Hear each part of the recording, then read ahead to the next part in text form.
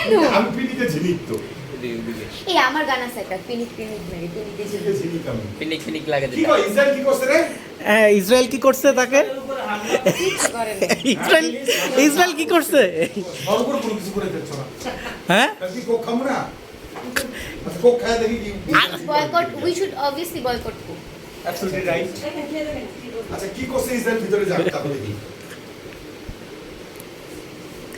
Israel আমাদেরকে গুলি করছে, এই জন্য বাঙালি মারা গেছে, এই জন্য আমরা এই কোক খাই না।